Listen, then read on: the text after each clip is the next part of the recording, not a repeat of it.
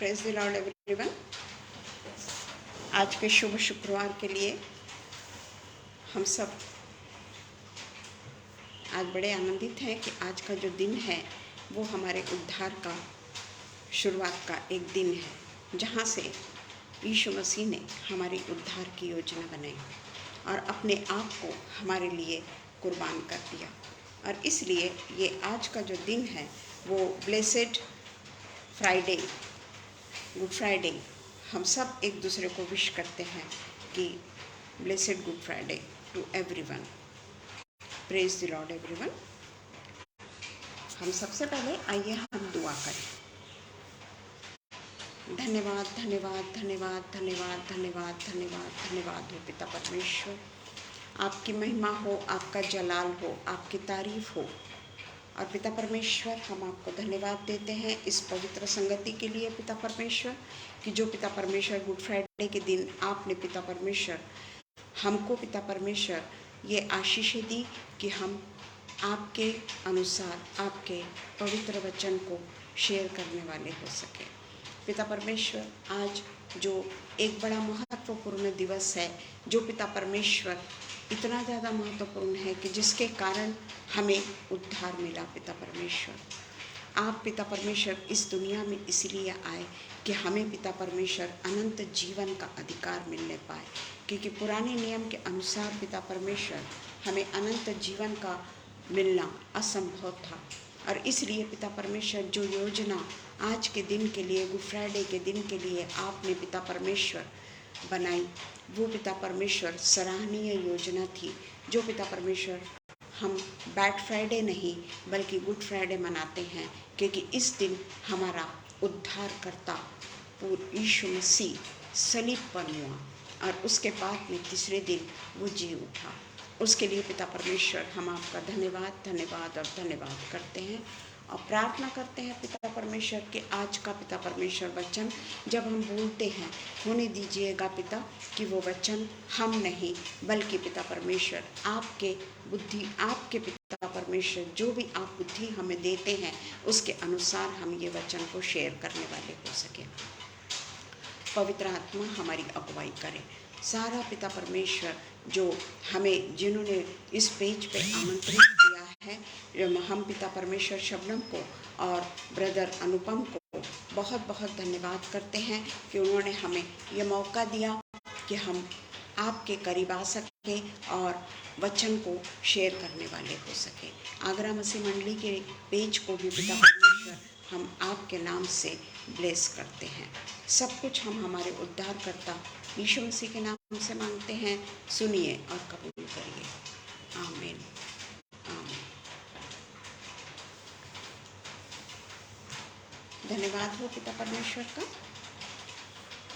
आज के पवित्र दिन के लिए मैं परमेश्वर का हृदय से आभारी हूँ कि आज का दिन परमेश्वर ने हमको दिया। आज का जो मेरा विषय है वो है लास्ट वर्ड फ्रॉम जीसस। वो था last word from cross is it is finished. It is finished. ये क्रॉस पर जीसस क्राइस्ट का आखिरी वचन है। यहाँ पर हम देखते हैं कि ये जो अंतिम शब्द है, पूरा हुआ, इट इज़ फिनिश्ड, पूरा हुआ, इसके ऊपर आज हम थोड़ी सी चर्चा करेंगे। चर्चा नहीं करेंगे बल्कि परमेश्वर ने क्रूस पर बोले हुए ये शब्द हैं, तो हम पवित्र आत्मा को आमंत्रित करेंगे कि वो ये वचन को बोलने के पहले मुझे अपनी आत्मा से भरे और अपना जो मैं बोलूँगी उस पर परमेश्वर पूरी आशीष दे। परमेश्वर ने जो क्रूस पर से 7 शब्द बोले, इंग्लिश में इसको सेज कहा गया है, SAYS। 7 शब्द उन्होंने जो बोले, यीशु के अंतिम 7 वचन जो क्रूस पर से प्रभु ने कहा था, उसका हम हर गुड फ्राइडे को इसका हम मनन करते हैं और हर गुड फ्राइडे को इसके ऊपर 7 वचनों के ऊपर अलग अलग लोगों से अलग अलग उनके परमेश्वर के वचन को हम सुनते हैं। अब ये जो 7 वचन जो बोले गए हैं ना, वो खुद यीशु मसीह ने बोले हैं, ये किसी और ने नहीं बोला, और वो भी क्रूस पर से बोला गया है। और इसलिए हम इस वचन को, जो भी परमेश्वर ने 7 वचन कहे हैं, वो एक हमारे लिए वाचा है, नई वाचा है, जहाँ से हमारे पाप क्षमा हुए और हमारा उद्धार की योजना यीशु मसीह के द्वारा बनाई गई। आज हम यीशु मसीह के अंतिम वचन पर मनन करेंगे। सबसे महत्वपूर्ण बात यह है कि ये वचन हमें पूरा हुआ, इट इज़ फिनिश्ड। ये वचन हमें केवल यूहन्ना 19:30 में मिलता है।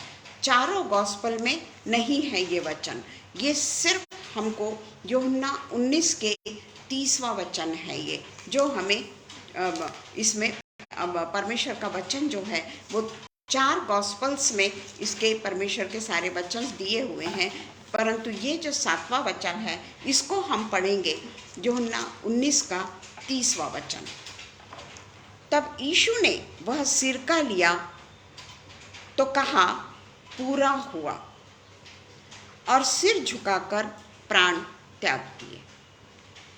अंतिम वचन, जब यीशु ने वह सिरका लिया तो कहा, पूरा हुआ, और सिर झुकाकर प्राण त्याग दिए। ये यीशु मसीह का अंतिम वचन है क्रॉस पर। और हम देखते हैं कि ये वचन यूहन्ना में ही क्यों लिखा गया है, ये वचन तीनों गॉस्पल्स में क्यों नहीं लिखा गया है। इसके पीछे भी एक कारण है कि जब हम देखते हैं कि पे इन फुल, ये वचन बोलने के पहले परमेश्वर के साथ में, यीशु मसीह के साथ में, उस समय क्रूसिफिकेशन के समय यूहन्ना ही एक ऐसा व्यक्ति था जो वहाँ पर उपस्थित था। बाकी कोई भी यीशु मसीह के साथ साथ में जो चलते थे, यीशु मसीह के साथ साथ में जो रोटी खाते थे, रोटी ये करते, सब कुछ करते थे, परंतु सबसे महत्वपूर्ण ये बात इसमें ये है कि ये सिर्फ यूहन्ना के गॉस्पल में मिलता है, क्योंकि यूहन्ना वहाँ पर उपस्थित था। बाकी के जो चेले हैं वो तो भाग गए थे। हम अच्छे तरीके से जानते हैं, praise the lord Pratibha, praise the lord Anupam भैया, हम अच्छी तरीके से जानते हैं कि अंतिम समय में कोई भी एक चेला यीशु मसीह के पास में नहीं था, या यीशु मसीह के साथ में जो चला करते थे, यीशु मसीह के जो वचन सुना करते थे, वो भी उसके क्रूस पर कुर्बान करो इस बात के लिए वो लोग भी उनके साथ थे। और इसलिए केवल यूहन्ना जो था वो वहाँ पे था, और इसलिए वो अपना आई विटनेस हमको देता है। ये उसका आई विटनेस है, सुनी सुनाई बातें नहीं हैं। वो वहाँ पर उपस्थित था, इसलिए वो देखी हुई बातें हमको अपने जो गॉस्पल है उसमें वो लिखता है। और हम देखते हैं कि जो तीनों गॉस्पल्स हैं, मत्ती एंड मरकुस में, जो तीनों मत्ती एंड मरकुस के इसमें लिखा हुआ है, एली एली लामा शबक्तनी, हे मेरे परमेश्वर, हे मेरे परमेश्वर, तूने मुझे क्यों छोड़ दिया। इसमें ये गॉस्पल में ये वर्ड अंतिम शब्द करके लिखा गया है, एली एली लामा शबक्तनी, हे मेरे परमेश्वर, हे मेरे परमेश्वर, तूने मुझे क्यों छोड़ दिया। उसके अलावा हम जब लूका में देखते हैं, और लूका में जब हम देखते हैं तो उसमें लिखा है, हे पिता, मैं अपनी आत्मा तुझको सौंपता हूँ। हे पिता, मैं अपनी आत्मा तुझको सौंपता हूँ, ये लूका में लिखा हुआ है। और उसके बाद में यीशु मसीह ने चिल्लाकर अपने प्राण को त्याग दिया, परंतु यूहन्ना में केवल इट्स फिनिश या पूरा हुआ, ये शब्द केवल यूहन्ना के ही इसमें हम अंतिम वचन करके सुनते हैं, या अंतिम वचन करके वहाँ पर वो लिखा हुआ है, और उसके बाद में सिर झुकाकर प्राण त्याग दिया। ये उसका अंतिम वचन है यूहन्ना के अनुसार। उसके बाद में हम देखते हैं कि क्या क्या कुर्बानी हमारे यीशु मसीह ने हमारे लिए की। पूरा हुआ, फिनिश का क्या मतलब है? क्या क्या कुर्बानी हमारे लिए यीशु मसीह ने दी और क्यों दी? क्यों दी यीशु मसीह ने ये जितनी भी कुर्बानी है वो क्यों दी? हम पढ़ेंगे यशायाह 53, जो हम सब बोलेंगे कि हम अच्छी तरीके से जानते हैं, पर हम उसके अनुसार चलते नहीं। यशायाह 53 का दूसरे वचन से हम देखते हैं कि यीशु मसीह ने हमारे लिए क्या क्या कुर्बान किया, क्योंकि वह उसके सामने अंकुर के समान और ऐसी जड़ के समान उगा जो निर्जल भूमि में फूट निकली। उसकी ना तो कोई सुंदरता थी कि हम उसको देखें, और ना ही उसका रूप ही ऐसा दिखाई पड़ा कि हम उसको चाहते। वह तुच्छ जाना जाता और मनुष्यों का त्यागा हुआ था। वह तुच्छ जाना जाता और मनुष्यों का त्यागा हुआ था। वह दुखी परुष था, रोग से उसकी जान पहचान थी, क्योंकि उसे इतना मारा गया, वो कोड़ों से इतना मारा गया उसको कि वो पूरे तरीके से पहचान में नहीं आ रहा था। उसका चेहरा इतना विद्रूप हो गया था कि वो पहचान में नहीं आ रहा था, और लोग उससे मुख फेर लेते थे। वह तुच्छ जाना गया और हमने उसका मूल्य ना समझा। निश्चय ही उसने हमारे रोगों को सह लिया और हमारे ही दुखों को उठा लिया। तो भी हमने उसे परमेश्वर का मारा कूटा और दुर्दशा में पड़ा समझा। परंतु वह हमारे ही अपराधों के कारण घायल किया गया, हमारे अधर्मों के कारण कुचला गया। क्या क्या किया उसने हमारे लिए? एक एक शब्द यशायाह 53 का आप देखिए तो हमको समझ में आएगा कि यीशु मसीह ने हमारे लिए क्या क्या किया। हमारी ही शांति के लिए उस पर ताड़ना पड़ी कि उसके कोड़े खाने से हम चंगे हो जाएं। हम तो सब के सब भेड़ों के समान भटक गए थे। हम में से हरेक ने अपना अपना मार्ग लिया, और यहोवा ने हम सबों का अधर्म का बोझ उसी पर लाद दिया। हमारे अधर्म का बोझ उसी पर लाद दिया। वह सताया गया तो भी वह सहता रहा, अपना मुंह न खोला। जिस प्रकार भेड़ वध होने के समय और भेड़ी ऊन कतरने के समय चुपचाप और शांत रहती है, वैसे ही उसने भी अपना मुंह नहीं खोला। यहाँ तक कि पढ़ेंगे क्योंकि हमारे पास में इतना समय नहीं है। उसके बाद में हम देखते हैं कि क्या क्या चीज़ की कुर्बानी उसने की। ये आपको मैंने 53 में पढ़ के बताया, क्योंकि इतना भी डिटेल में बोलने के लिए मेरे पास में उतना समय नहीं है, क्योंकि हमारे पास में 1 ही घंटा है। और क्यों किया उसने, तो हम देखते हैं कि उसको जो 39 कोड़े पड़े, यीशु मसीह को 39 कोड़े मारे गए, उसको 40 कोड़े क्यों नहीं मारे गए? उसका बराबरी में 40 कोड़े उसको क्यों नहीं मारे गए? क्योंकि हम देखते हैं लेवी व्यवस्था 25, 2 और 3, लेवी व्यवस्था 25, 2 and 3।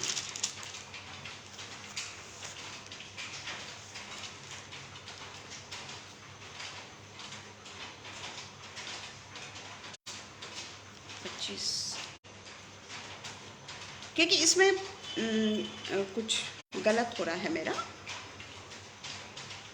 ये बात है, ये कुर्बानी के समय जो है ये यहूदियों की परंपरा थी। वो लेवे व्यवस्था में है, पर मुझे वो वचन नहीं मिल रहा है। तो उसमें ये यहूदियों की परंपरा थी जो व्यवस्था विवरण 25 का 2 है। मैं निर्गमन निकाल दी 25 का। यदि मनुष्य के बीच कोई झगड़ा हो और वे न्याय करवाने के लिए न्यायियों के पास जाएं और वे उनका न्याय करें, तो निर्दोष को निर्दोष और दोषी को दोषी ठहराते हैं। और यदि दोषी मार खाने के योग्य ठहरे, तो न्यायी उसको गिरवा कर अपने सामने जैसा उसका दोष हो उसके अनुसार कोड़े गिन गिन कर लगाए, जैसा उसका दोष हो। पर मैक्सिमम वह उसे 40 कोड़े तक लगवा सकता है, इससे अधिक नहीं लगा सकता। ये व्यवस्था है, यहूदियों की व्यवस्था है। ऐसा न हो कि इससे अधिक बहुत मार खिलाने से तेरा भाई तेरी दृष्टि में तुच्छ ठहरे या उसकी मौत हो जाए। परंतु रोमी जो सरकार थी, जो पिलातुस था, वो यहूदी नहीं था, वो रोमन्स था। रोमन्स लोगों में ये प्रथा नहीं थी, वो चाहे कितने भी उसको कोड़े मार सकते थे। परंतु पिलातुस ने देखा कि इसमें कोई दोष उसमें नहीं देखा, यीशु मसीह में उसने कोई दोष नहीं देखा। और उसकी पत्नी उससे कहती है कि वो निर्दोष है, तू उसे सजा ना देना। और इसलिए वो हाथ धोकर केवल यही कहता है कि तुम्हें जो करना है करो, मैं उसे 39 कोड़े मारने की सजा देता हूँ। और उसके बाद में हम देखते हैं कि हुकुम पिलातुस का मिलने के बाद में इमीडिएटली उसके ऊपर कोड़े बरसाए गए। और कोड़े जो थे ये हम देखते हैं कि एक बड़ा सा लकड़ी होती, एक बड़ा सा हैंडल जैसा होता था, बड़ा सा, और उसके साथ में हैंडल से लगे हुए 3 बड़ी बड़ी लटें होती थी उसकी, लड़के जैसे 3 बड़ी बड़ी लटें होती थी उसके। और उसमें शीशा और कांच के टुकड़े, हड्डियाँ और लकड़ी के भी टुकड़े, ऐसे कई ऐसी चीज़ों से मिला के वो कोड़ा बनाया जाता था।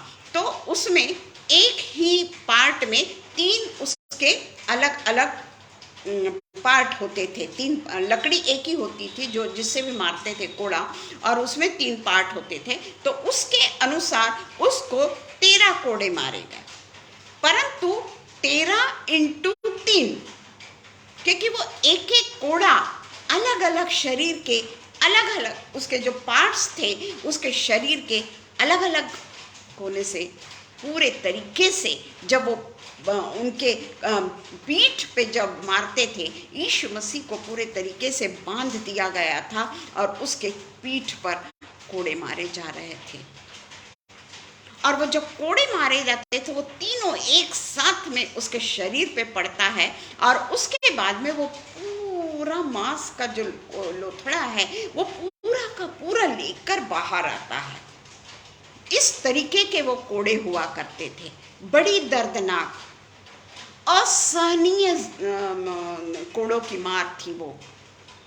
और उसमें लिखा है, अभी हमने व्यवस्था विवरण में पढ़ा कि जैसे जैसे उनके गुनाह होते थे उस रूप से उनको कोड़े मारे जाते थे। परंतु हम देखते हैं यहाँ पे 39 कोड़े मारे गए, मैक्सिमम कोड़े मारे गए उसको। यानी वो इतना ज़्यादा दोषी ठहराया गया, इतना ज़्यादा उसके ऊपर ये हुआ कि ये महापापी है। और इसलिए हम देखते हैं कि उससे चिपकता था, जब वो पूरी बॉडी पे जाके जब वो चिपकता था वो पूरा का पूरा मांस बाहर निकाल देता था। और वो जो कोड़ा है वो कहीं पे भी मार सकते, कहीं पे भी, क्योंकि वो पीठ तो उसकी नंगी है, पूरी तरीके से बदन नंगा कर दिया गया उसको। हम चित्र में देखते ज़रूर हैं कि एक ऐसी लंगोट सी दिखती है उसकी, पर एक्चुअली देखा जाए तो जिस प्रभु ने, जिस परमेश्वर ने आदम और हव्वा को जब उन्हें समझा कि दे आर नेकेड, उस समय परमेश्वर ने उन दोनों के लिए कपड़े बनाए, उन्हें नंगा नहीं रखा। परंतु वही परमेश्वर को हमने निर्वस्त्र कर दिया। आप सोचिए कि जब वो कोड़े पड़ते होंगे, कहाँ कहाँ उसको कोड़े नहीं पड़ते होंगे, कहाँ कहाँ उसके शरीर का मांस नहीं निकलता होगा। ये मैं इसलिए बता रही हूँ कि उसका जो कोड़ा खाना था वो हमारे लिए था, और यहाँ कोड़े खाने से उसने हमको हमारे पापों से क्षमा दी। और यहाँ वो उसका जो उद्देश्य था, क्रूस पर मरने का जो उद्देश्य था, ये पहले से तय था, और ये क्रूस पर मरने का उद्देश्य पूरा हुआ। Now it is finished। क्योंकि उसके इसमें से जितना भी रक्त निकल रहा है, पूरे शरीर का रक्त निकल चुका आखिरी में उसके, और वो पानी बन गया। तो इस कारण से उसको कोड़े हमारे जिंदगी को पूरे तरीके से पाप मुक्त करने के लिए, दोष मुक्त करने के लिए उसने पूरा खून अपना बहाया और कहा पूरा हुआ। ये उसका एक कारण था, पूरा हुआ। उसके बाद में हम देखते हैं कि इसने हमारे आत्मिक और शारीरिक चंगाई के लिए भी कोड़े खाए। कोड़े क्यों खाए? यीशु मसीह ने हमारे आत्मिक और हम शारीरिक चंगाई को ज़्यादा लेते हैं प्रियो, पर वो चंगाई केवल शारीरिक नहीं है, वो शारीरिक नहीं, वो आत्मिक चंगाई भी है, ताकि हम आत्मिक चंगाई को पाकर यीशु मसीह के साथ में हम स्वर्गीय लोक में जा सके। और इसलिए परमेश्वर ने, यीशु मसीह ने वो जो कोड़े की मार है वो खुद सही और हमारे लिए कहा पूरा हुआ। अब हमें कोई भी तकलीफ उठाने की जरूरत नहीं। अब हमें किसी भी चीज की सैक्रिफाइस देने की जरूरत नहीं, क्योंकि यीशु मसीह ने हमारे लिए पूरा किया। यीशु मसीह ने कहा कि इट इज नाउ फिनिश्ड। अब तुमको कुछ भी करने की जरूरत नहीं।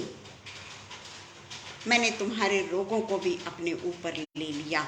मैंने तुम्हारी शारीरिक और आत्मिक चंगाई की भी पूरी तरीके से काम किया। मैंने पूरी तरीके से तुम लोगों का जो पाप है वो अपने ऊपर लेकर इतना बड़ा बलिदान दिया।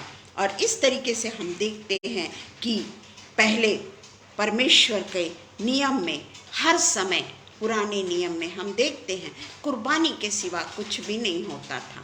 हर समय मेमना, भेड़ का बच्चा, जो भी कुछ कुर्बानी है वो उनको हर पाप के लिए अलग अलग तरीके से कुर्बानी को चढ़ाना पड़ता था, कुर्बानी देना पड़ता था। परंतु क्या उससे पूरा हुआ था? क्या हम पाप से छुड़ा लिए गए थे? क्या हमारे अधर्मों की क्षमा हो चुकी थी? कदापि नहीं। हम अधर्म से चंगे नहीं हुए थे। हमें हर समय कुछ न कुछ बलि देना पड़ता था, क्योंकि रक्त की बलि हर समय महत्वपूर्ण होती थी। हर समय परमेश्वर को रक्त चढ़ाना पड़ता था, और वो कंटिन्यूएशन में चलते ही रहता था। और ये पुराने नियम में हम जब देखते हैं कि उसमें हमको क्षमा नहीं मिलती, तब परमेश्वर ने सोचा कि क्या किया जाए। 400 साल तो वो खामोश रहा, परंतु उसके बाद में उसने अपने इकलौते बेटे को, यानी खुद, इस दुनिया में आ गया और हमारे लिए पूरे अपने आप को दर्दनाक मौत सहते हुए हमारे लिए सब कुछ पूरा कर दिया। Completed, now it is finished, पूरा कर दिया। और उस तरीके से उसने हमारे पापों को की भी क्षमा कर दी। और हम देखते हैं कि आत्मिक और शारीरिक चंगाई भी उसने हमको दी। हम अच्छे से जानते हैं कि किस तरीके से उसके लिए जो अमानवीय पीड़ा, हम इसको कह सकते हैं, ये ह्यूमैनिटी नहीं थी, ये अमानवीय पीड़ा, और जो कोड़े खाए ताकि हम ये पूरे तरीके से हमारे जिंदगी में जो हमको भुगतना था वो सब कुछ यीशु मसीह ने पहले ही भुगत लिया और हमारे लिए उसके दाम को पूरे तरीके से चुका दिया। पूरे तरीके से हमारे जो हमको दर्द सहना था, जो हमको पीड़ा सहनी थी, जो हमारे ऊपर गुजरना था, वो उसने अपने शरीर पे ले लिया और पूरा दाम उसने हमारे लिए चुका दिया और पूरा हुआ कहकर उसने अपने प्राण को त्याग दिए। उस प्रकार से हम देखते हैं पर्दा, इसके लिए जो ये फिनिश्ड जब जो हो गया उसके बाद में हम देखते हैं पर्दा, जो हम पुराने नियम में से ये प्रथा चली आई है। पुराने नियम में पहले एक टैबरनेकल होता था और उसमें पहले डेवड़ी होती थी, उसके बाद में पवित्र स्थान होता था और उसके बाद में अति पवित्र स्थान होता था। और हम देखते हैं कि डेवड़ी के बाहर ही सामान्य आदमियों को खड़े रहना होता था। याजक, वाजक, लेवी, जो भी कोई उस समय के थे, वो सब के सब डेवड़ी पे खड़े रहते थे और जो महायाजक था वो ही केवल अति पवित्र स्थान में जा सकता था। तो जब अति पवित्र स्थान में वो जाता था उस समय हम जानते हैं कि वो भेंट लेके जाता था, सैक्रिफाइस लेके जाता था। वो सैक्रिफाइस क्या था? ब्लड। लोगों के लिए जो ब्लड आते, वो ब्लड को लेकर वो अति पवित्र स्थान में महायाजक जाता था। और हम जानते हैं कि उसके पैर पे वो रस्सी बांध दी जाती थी और पूरे उसका जो गाउन होता था उसमें नीचे में सारी घंटियां रहती थी ताकि लोगों को पता चले कि महायाजक जीवित है या नहीं है। इस तरीके की जो प्रथा थी वो हमारे लिए बड़ा पर्दा, वो जो अति पवित्र स्थान और पवित्र स्थान के बीच में एक बहुत बड़ा पर्दा होता था। तो उसको हम देखते हैं कि जहाँ पर हाई प्रीस्ट जाता था उसके और वो पवित्र स्थान के बीच में जो पर्दा है उसको हम पढ़ेंगे निर्गमन 26, 31 और 33 है तो बहुत बड़ा, पर हमारे पास में समय नहीं है। 31 और 26 का 31 to 33। फिर नीले, बैंगनी और लाल रंग के और बटी हुई सूक्ष्म सनी वाले कपड़े का एक बीच वाला पर्दा बनवाना, वह कढ़ाई के काम किए हुए करूबों के साथ बने और उसको सोने से मढ़े हुए बाबुल के 4 खंभों पर लटकाना। इनकी आकड़ियाँ जो है वो सोने की हो और चांदी की 4 कुर्सियों पर खड़ी हो और बीच वाली पर्दे की आकड़िया के नीचे लटकाकर उसकी आड़ में साक्षी पत्र का संदूक भीतर ले जाना। इस प्रकार वह बीच वाला पर्दा तुम्हारे लिए पवित्र स्थान को परम पवित्र स्थान से अलग किए रहेगा।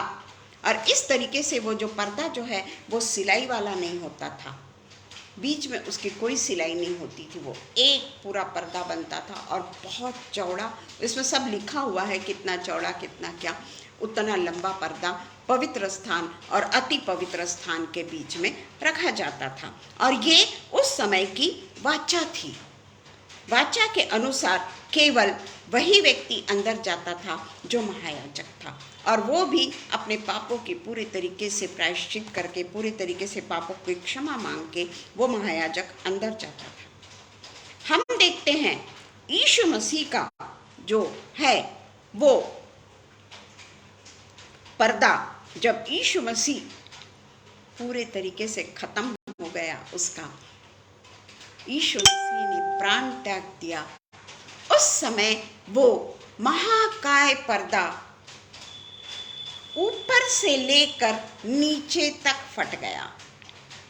नीचे से नहीं फटा, न तो लोग कहते हैं कि इन्हीं लोगों ने नीचे से फाड़ दिया, इनके चेलों ने नीचे से फाड़ दिया, पर वो इतना ऊंचा पर्दा ऊपर से नीचे तक फट गया। जो पर्दा बंद था, पाप का कोई प्रायश्चित ही नहीं था, परमेश्वर के पास में जाने का कोई रास्ता ही नहीं था, ऐसा महाकाय पर्दा हमारे और परमेश्वर के बीच में था। पर हमारे यीशु मसीह ने जब पूरा हुआ करके प्राण छोड़ा, उस समय वो महाकाय पर्दा ऊपर से नीचे तक हमारे लिए फट गया और हम डायरेक्ट परमेश्वर के पास में जा सकते हैं। कितना बड़ी कुर्बानी! नहीं तो हमको तो परमेश्वर के पास में जाने की इजाजत ही नहीं, हमारे प्रभु के पास में हम जा ही नहीं सकते थे। अगर वो जो कवनेंट जो है, जो वाचा के रूप में जो पर्दा हमको दिखता है, एक वाचा के रूप में जो पर्दा हमारे और परमेश्वर के बीच में है, जो हमारे और प्रभु के बीच में था, वो पूरा हुआ। Now it is finished. Yeshu Masih के बोलते ही पर्दा 2 भागों में फट गया। अब हम डायरेक्ट परमेश्वर के पास में जा सकते हैं, परमेश्वर से हम डायरेक्ट मिल सकते हैं, और हमारा यीशु मसीह जो हमेशा हमारे साथ में खड़ा रहता है, हमारी मदद करता है, हमें पापों से ये बताता है कि हम पापी हैं, पापी थे, है ना। अब अगर हम पाप नहीं करते हैं, यीशु मसीह के सारी जितने भी यीशु मसीह ने हमको बतलाया है, बहुत सारी बातें हैं, तुम ऐसा नहीं करना, तुम वैसा नहीं करना, बहुत सारी बातें हैं, उसको अगर हम मानते हैं तो हम डायरेक्ट परमेश्वर के सिंहासन पर पहुंच जाएंगे। परमेश्वर के पास जाने के लिए हमारे मार्ग को यीशु मसीह ने खोल दिया। यीशु मसीह ने वो वाचा को तोड़ दिया, पुरानी वाचा को तोड़ दिया, और हमारे लिए एक नई वाचा के रूप में हमको अपने पास में बुला लिया। हम पवित्र पवित्र पवित्र प्रभु के पास में केवल उसके प्राण देने से नहीं, बल्कि उसकी दर्दनाक, शर्मनाक, अपमानजनक, असहनीय मृत्यु के बाद में उसने हमारे लिए सब कुछ पूरा किया। उसने हमारे लिए सब कुछ पूरा किया और हमें अपने पास आने की इजाज़त दी, और वो कवनेंट से हम लोगों का छुटकारा हुआ। वो कवनेंट से हम छूट गए, और यीशु मसीह ने जो हमारे लिए नई वाचा बनाई, पुराने मनुष्यत्व को छोड़ दिए हमने, और हम नए मनुष्यत्व को पहन लिए। ये हम जानते हैं। पिता परमेश्वर हमें माफ़ करने को सदैव तैयार रहता है, सदैव तैयार रहता है वो, क्योंकि वो हमको उसको, जो हम उसकी रचना है, और वो अपनी रचना को नष्ट होते हुए नहीं देख सकता। अपनी रचना को वो नष्ट होते हुए नहीं देख सकता, और इसलिए वो जब देखता है कि पुराने नियम के बाद में परमेश्वर जब देखते हैं कि मनुष्य तो मेरे पास में आ ही नहीं सकता, और इसलिए उन्होंने ये योजना बनाई कि खुद जो परमेश्वर का पुत्र वो हमारे पास में आते हैं और हमारे लिए अपने आप को पूरे तरीके से कुर्बान कर देते हैं, पूरे तरीके से कुर्बान कर देते हैं, कहीं कोई भी किंतु परंतु नहीं। अब हमारे लिए परमेश्वर के पास में जाने का रास्ता खुल चुका है। हम डायरेक्ट अपने पिता के पास में जा सकते हैं। कोई बिचवैया हमको नहीं चाहिए, कोई बिचवैया हमको नहीं चाहिए कि कोई किसी के थ्रू हम यीशु मसीह के पास में जाएं, या यीशु मसीह ने वो व्यक्ति को बोला है कि तू जिसके पापों को क्षमा करेगा उसके पापों को मैं क्षमा करूंगा। पिता परमेश्वर ने ये सारे अधिकार हमको दे दिए हैं, पूरे अधिकार हमारे लिए परमेश्वर ने खोल दिया है। वो पर्दा जो है वो ऊपर से नीचे तक फट चुका है।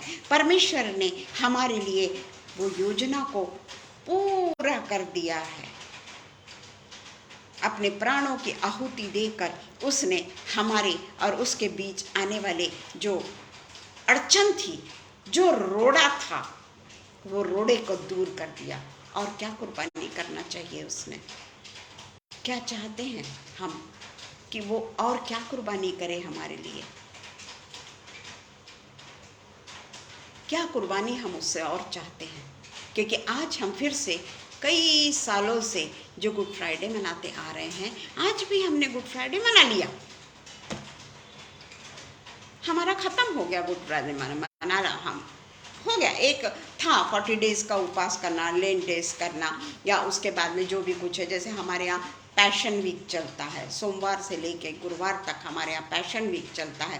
फ्राइडे को हमारे यहाँ गुड फ्राइडे होता है, और सैटरडे को हमारे यहाँ पूरी की पूरी हम लोग आराधना स्तुति केवल गीत गाकर उसकी महिमा करेंगे। और संडे को फिर से हमारा रिजरेक्शन डे आ जाएगा। ऐसे कितने रिजरेक्शन डे हमारे चले गए, कितने गुड फ्राइडे हमने मना लिए। सोचे तो सही, कितना मना लिया हमने। प्रेज़ द लॉर्ड निधि, कितने गुड फ्राइडे हमने मना लिए। हम हमेशा सिर्फ गुड फ्राइडे के समय रोना, क्यों रोना? ये तो परमेश्वर ने पूरा हुआ कह दिया कि जो कुछ हम लोगों को परमेश्वर ने अपने राज्य में बुलाने के लिए जो अड़चनें थी, वो अड़चनों को उसने तोड़ दिया। सारे दुखों को सह लिया, सारे कष्टों को सह लिया, सारी पीड़ाओं को सह लिया, सारे अपमान को सह लिया, असहनीय दर्द को सह लिया। और इसलिए गेत्सेमनी में वो थोड़ा सा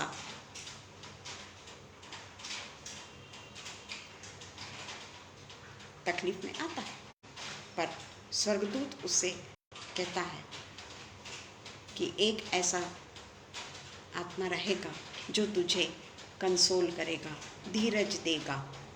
पर जब सारे दुनिया का पाप वो अपने ऊपर लेता है, तो वो पवित्र जो चीज़ उसके साथ में थी वो भी उसको छोड़ के चले जाती है। क्योंकि परमेश्वर उन लोगों के साथ में नहीं रह सकता जो पापी हैं, उनके साथ में परमेश्वर क्योंकि पवित्र है, अति पवित्र है।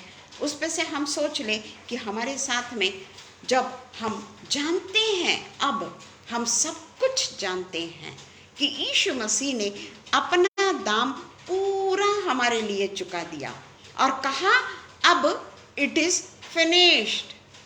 अब इसके बाद में कोई क्रूस की मृत्यु नहीं, अब इसके बाद में यीशु मसीह का क्रूस पर चढ़ाना नहीं,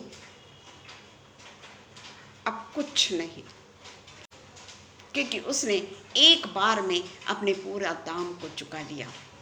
तो हमने इतने सारे ईस्टर्स, इतने सारे good Friday, resurrection day, Easter नहीं, resurrection day and good Friday हमने बहुत मना लिए। फिर भी आज भी हमारे मन में एक दूसरे के प्रति नफरत है या नहीं है? सोचें, अपने अपने मन को टटोले, छोटी सी चीज को लेकर बैठ जाना और उसको इंसल्ट करना क्या परमेश्वर को भाता है? क्या परमेश्वर ने इसके लिए अपना कहा कि पूरा हुआ अब और तुम फ्री हो गए?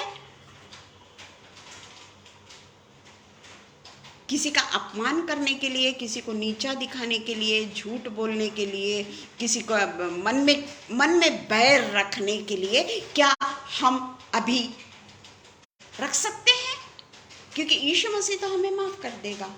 ये सोच के क्या हम अपने मन में बैर रख सकते हैं? आप सोचिए कि क्या हमारा मन किसी न किसी के लिए बैर से भरा नहीं है? क्या मैं बोल रही हूं पूरा हुआ? मेरे पिता परमेश्वर ने, मेरे प्रभु ने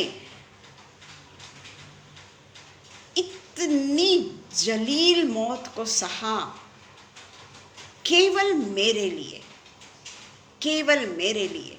और आज भी वो अपने पिता के सामने कटोरा लेकर खड़ा है कि पिता परमेश्वर इसे माफ कर दे, इसे एक और संधि दे दे। पूरा हुआ बोलने के बावजूद भी, इट इज फिनिश्ड बोलने के बावजूद भी, यानी उसने जो दुखों को सहन किया उसके लिए उसने कहा अब ये पूरा हुआ, अब इसके बाद में कोई बलिदान शेष नहीं, इसके बाद में कहीं कुछ भी शेष नहीं। Over, now it's over. तो हमने क्या करना चाहिए प्रियो? क्या हमारा मन अभी भी कलुषित नहीं है? क्या हमारे मन में किसी के प्रति कोई नफरत नहीं है? बहुत छोटी सी बात बता रही हूं मैं, नफरत। क्योंकि यीशु मसीह ने हमको कहा है कि सबसे महत्वपूर्ण और सबसे बड़ी बात यह है कि तुम एक दूसरे से प्रेम करो। पर्दा तो फट चुका, हम परमेश्वर के साथ में डायरेक्ट संबंध में आ गए, वो पुराना कवनेंट हमारा खत्म हो गया।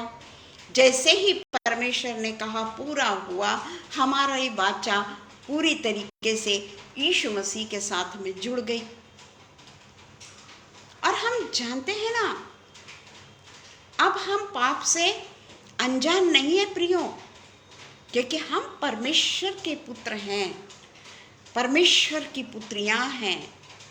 इसके साथ में ऐसा व्यवहार, उसके साथ में वैसा व्यवहार, ये हमको परमेश्वर देखता है और अपने पिता से माफी मांगता है कि पिता 1 साल और दे देना। बाइबल में लिखा है 1 साल और दे दे, मैं इसको अच्छे से फिर से समझाऊंगा, इसका मैं अच्छे से फिर से होमवर्क करवाऊंगा, इसके जो भी इसके शरीर में कमजोरियां हैं, शारीरिक, आत्मिक, धार्मिक, या हम धार्मिकता का आडंबर कर रहे हैं, धार्मिकता के वस्त्र पहन के हम ऊंची ऊंची जगह पे बैठ रहे हैं, पर मेरा मन कैसा है ये मेरा पिता जानता है ना। क्या उसके लिए वो क्रूसिफिकेशन को सहा? किसके लिए उसने क्रूसिफिकेशन को सहा? किसके लिए सहा? अपने लिए? क्या यीशु मसीह दोषी था? क्या यीशु मसीह पापी था कि वो हमारे लिए इस दुनिया में मनुष्य बनकर आया और हमारे लिए अतोनात पीड़ा को सहा? क्यों गुड फ्राइडे कहा गया? इसको सैड फ्राइडे क्यों नहीं कहा गया? बैड फ्राइडे क्यों नहीं कहा गया? ऐसी कुर्बानी किसी ने नहीं दी है प्रियो, किसी ने नहीं दी है।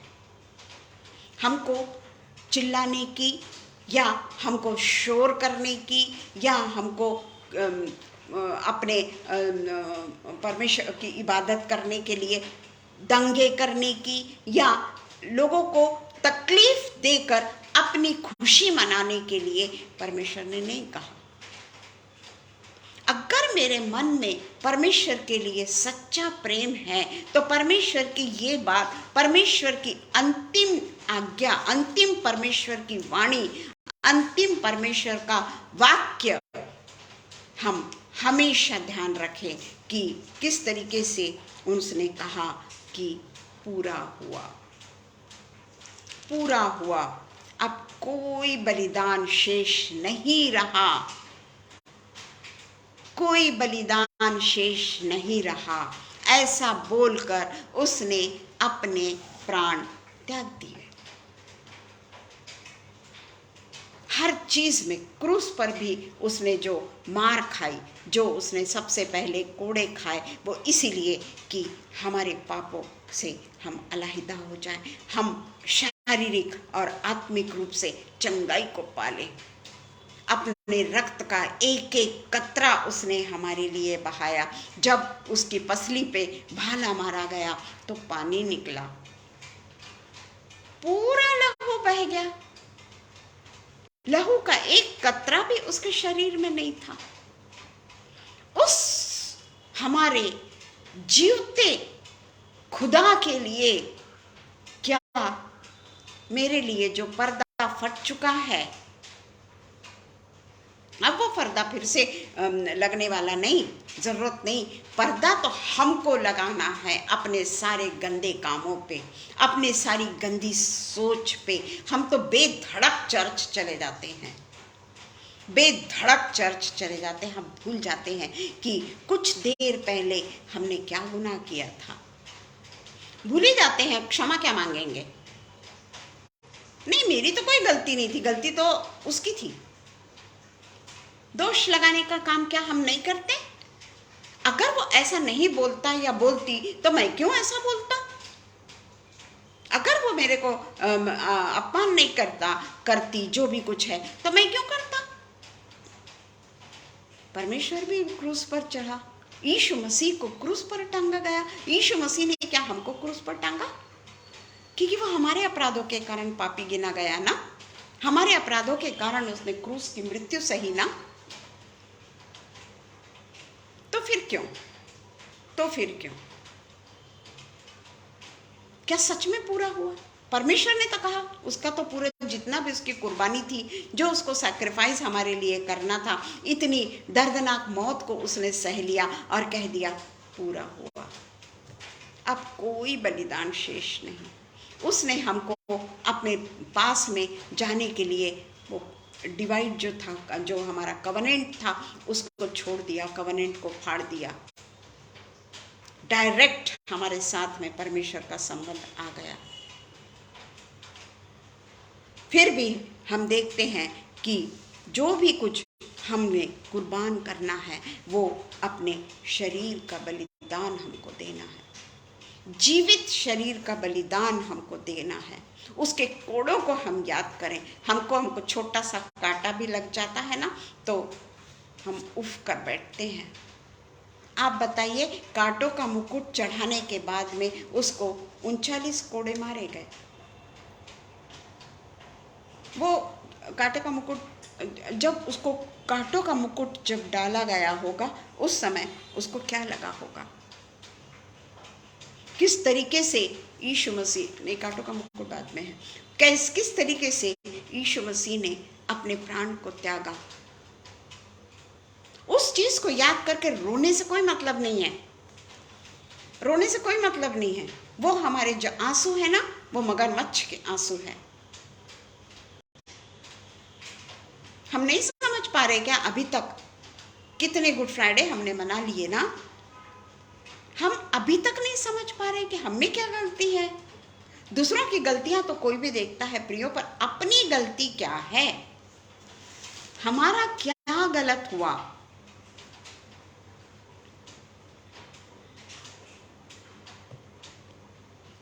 कहां पे हम गलत हुए? वो चोर को देखिए, चोर को क्या यीशु मसीह ने माफ नहीं किया? उसको उस समय भी अधिकार था, उस समय भी वो परमेश्वर था, पर परमेश्वर ने उसको, जब पाप पूरे उसने ले लिया, परमेश्वर ने उसको छोड़ दिया, पर अधिकार तो उसको था।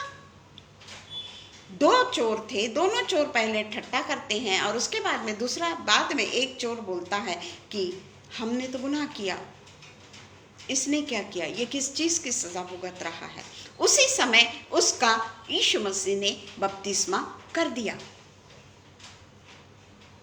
उसी समय यीशु मसीह ने उससे कहा, आज ही तू मेरे साथ में स्वर्गलोक में होगा। आज ही उसका बपतिस्मा उसी समय पर मेरे यीशु मसीह ने कर दिया। जब वो क्रूस पर रहकर भी हमको क्षमा कर सकता है, तो क्या हम वो चोर से भी बदतर हैं, वो डाकू से भी बदतर हैं हम, कि आज भी हम अंधों जैसा जीवन को जी रहे हैं? हमें समझ ही नहीं है कि हम क्या कर रहे हैं, हमारा दिल ही नहीं मानता कि हम क्या कर रहे हैं। अभी भी हम याद रखें कि यीशु मसीह का एक एक कतरा हमारे पापों के बलिदान के लिए बहा। पापों को उसने क्रूस पर उठा लिया, एक भी कपड़ा उस पे नहीं था। हाथों में खीले, पाँव में खीले, हर जगह खीले, परंतु वो जानता था कि अगर मैं क्रूस पर नहीं जाऊंगा तो मेरे जो लोग हैं उनका पुनरुत्थान नहीं हो सकता, क्योंकि यीशु मसीह पुनरुत्थान और जीवन मैं ही हूँ, और हम उस पुनरुत्थित परमेश्वर के बच्चे हैं, परमेश्वर खुदा के हम बच्चे हैं। इसलिए हमारा भी मरना ये आखिरी वो नहीं है, मरने के बाद में हमारा भी पुनरुत्थान है, पर जजमेंट भी है। और इसलिए हम देखते हैं कि हम हमेशा उसका जो रक्त हमारे लिए बहाया गया वो हम हमेशा अपनी आंखों के सामने रखें। जब भी हम किसी के बारे में गलत सोचते हैं, जब भी हम उसके बारे में मन में गंदे विचार लाते हैं या हमारे मन में उसके प्रति एक नफरत सी है, परमेश्वर हमारी इबादत को ग्रहण नहीं करेगा। आज भी मेरे मन में अगर किसी के प्रति में द्वेष है, अगर मैंने एक खास व्यक्ति को भी क्षमा नहीं किया है, मेरे मन में उसके प्रति गलत भावनाएं आ रही है, तो परमेश्वर का ये वचन पूरा हुआ, नाउ इट इज फिनिश्ड, क्या वो मुझ पर लागू होगा? परमेश्वर ने हम पे लागू कर दिया है, परमेश्वर ने हमारे लिए सारा बलिदान कर दिया है। अब तो कर्तव्य हमारा है कि हम केवल और केवल हमारी आंखें परमेश्वर की ओर लगी रहे, पापों से हम छुटकारा पा ले, पापों को हम पूरे तरीके से अपने शरीर से निकाल कर फेंक दें, और हम ये देख लें कि हमको अब पाप के प्रायश्चित के लिए कुछ भी नहीं करना है। उसने कर लिया प्रायश्चित हमारे लिए, हमारे पापों के लिए हमको खून भी नहीं बहाना है, हमारे पाप के लिए हमको कोड़े भी नहीं खाना है, क्रूस पर भी नहीं चढ़ना है।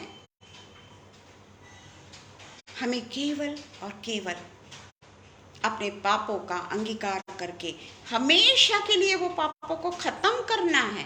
अंगीकार करते रहेंगे, पाप करते रहेंगे, अंगीकार करते रहेंगे, पाप करते रहेंगे। जिस पाप का हमने अंगीकार किया उसका मतलब है कि वो पाप को हम समझ चुके हैं,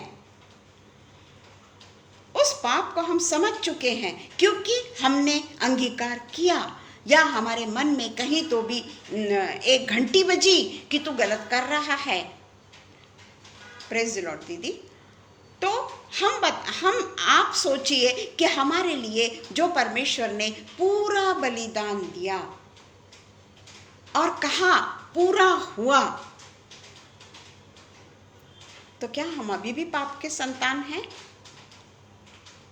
हम अभी भी पापी हैं? कैसे हो सकते हैं हम? क्योंकि मेरा पिता, मेरा खुदा, मेरा परमेश्वर, मेरा जीवित परमेश्वर, उसकी अंतिम वाणी यही थी, पूरा हुआ, और सिर झुकाकर उसने अपने प्राण त्याग दिए। बड़े भावुक होकर हम ये वचन को सुनते हैं। भावुक होने की ज़रूरत नहीं है प्रियो, भावुक होने की ज़रूरत नहीं है। भावुक होकर क्या फ़ायदा? हमने ये डिसीजन लेना है, हमारे लिए भी ये कवनेंट है, जो हमारे गुनाह जो हम अपने मन से करते हैं, जो हम अपने हृदय से करते हैं, उसमें हमारे पापों में और मेरे शरीर में कहीं पे भी पाप न रहे, मैं पूरी तरीके से शुद्ध हो जाऊं, क्योंकि जुफा से उसने हमको शुद्ध कर दिया है। उसने हमारे लिए पूरा बलिदान दे चुका है और कहा इट्स फिनिश्ड। तो हमारे बीच में अब कोई नहीं है, कोई नहीं है। पाप का तो हमारे बीच में कहीं लेना देना नहीं।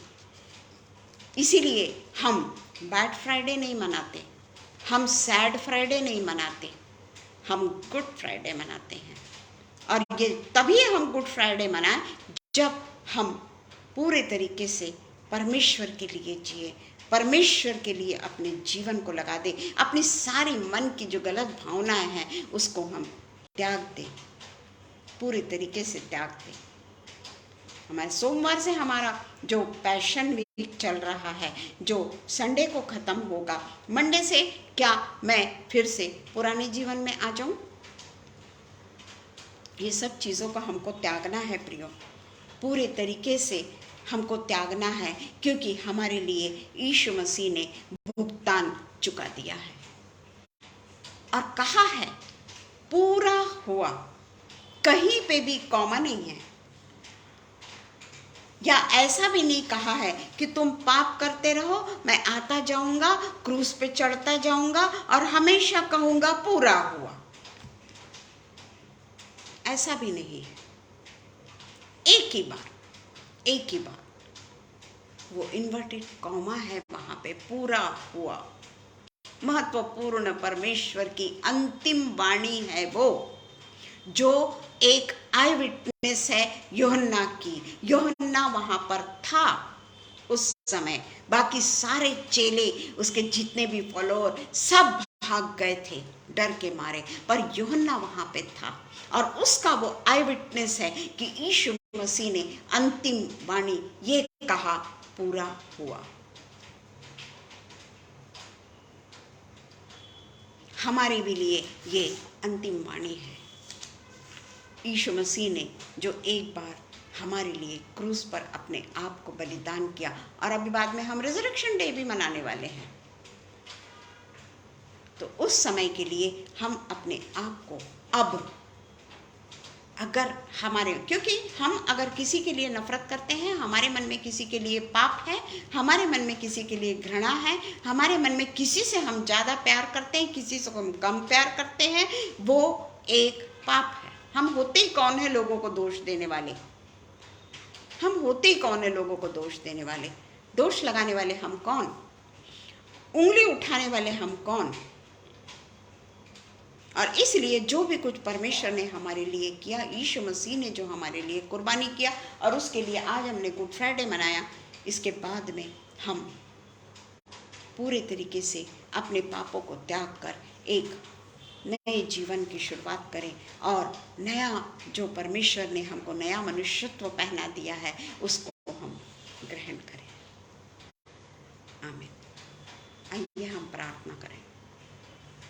धन्यवाद धन्यवाद धन्यवाद धन्यवाद धन्यवाद हो पिता परमेश्वर, ये सुंदर समय के लिए पिता परमेश्वर, ये सुंदर पिता परमेश्वर संगति के लिए, और पिता परमेश्वर जो वचन पिता परमेश्वर आपका मन के अनुसार जो आत्मा में आपके था वो आपने हमारी आत्मा में डाला, और पिता परमेश्वर वो वचन को बनाने में जब पिता परमेश्वर हम तैयारी कर रहे थे उस समय भी आप हमारे साथ में रहे, आपका पवित्र आत्मा हमारे साथ में था, और वो पवित्र आत्मा के साथ में पिता परमेश्वर हमने ये इतना अमूल्य वचन जो परमेश्वर ने हमसे अंतिम समय में कहा उसके बारे में हम अपने आप को पूरे तरीके से बोलकर अपने पापों से अपने आप को रिक्त कर सके। पिता हम धन्यवाद देते हैं पिता, और प्रार्थना करते हैं आगे भी पिता परमेश्वर ये काम हम ना करें जिससे पिता परमेश्वर आपको फिर से हमारे लिए दुख उठाना पड़ा, क्योंकि पिता परमेश्वर हम वो क्रूस के बलिदान को हमेशा याद रखें, और जैसा आपने कहा है कि इसके बाद में कोई भी बलिदान शेष नहीं, न्याय का होना तो ज़रूरी है। और इसलिए पिता परमेश्वर हम सब जो आज पिता परमेश्वर गुड फ्राइडे मनाए हैं पिता, वो गुड फ्राइडे हमारे लिए हमेशा एक गुड फ्राइडे ही रहने पाए, हम उसको कहीं पे भी अपने पाँव तले ना दबाएं, उसको पाँव तले ना रौंदें, बल्कि जो आपके साथ में हमारा डायरेक्ट संबंध हो गया है उसके अनुसार आप जिस तरीके से हमको ले जाना चाहते हैं, आपका वचन जिस तरीके से कहता है उसके अनुसार पिता परमेश्वर हम अपनी शारीरिक अभिलाषाओं को दहन कर दे पिता, उसको हम जला दे पिता, और कह सके कि पिता परमेश्वर मैं अब पूरे तरीके से आपके पास आने के लिए तैयार हूँ, क्योंकि यीशु मसीह ने तो एक बार कह दिया कि पूरा हुआ। अब हमें पिता परमेश्वर अपने आप को रिक्त करके हमारे परमेश्वर के चरणों में जाना है। और पिता परमेश्वर हम यही प्रार्थना करते हैं कि पिता परमेश्वर आपके वचनों को हम इस तरीके से पिता परमेश्वर चबा चबा के खा लें कि हमारे हृदय में कोई दूसरी वस्तु वास करने वाली ना हो पिता। सब बातों के लिए आपको धन्यवाद देती हूँ। विशेषकर पिता परमेश्वर हम आगरा मसीह मंडली के लिए धन्यवाद देते हैं, शबनम के लिए और अनुपम भैया के लिए धन्यवाद देते हैं कि उन्होंने हमको ये शुभ शुक्रवार के दिन ये वचन को बोलने की इजाज़त दी। उसके लिए पिता परमेश्वर हम परमेश्वर की ओर से उनका पिता परमेश्वर आभारी हैं। पिता परमेश्वर होने दे कि हम पूरे तरीके से नए मनुष्यत्व को पहनने वाले हो जाए। सब कुछ हम हमारे उद्धार यीशु मसीह के नाम से मांगते हैं, सुनिए और कबूल करिए। आमीन पिता, आमीन, आमीन।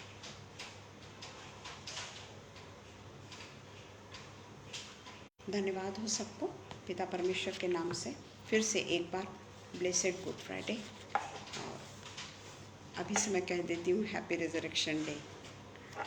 Thank you, praise the Lord.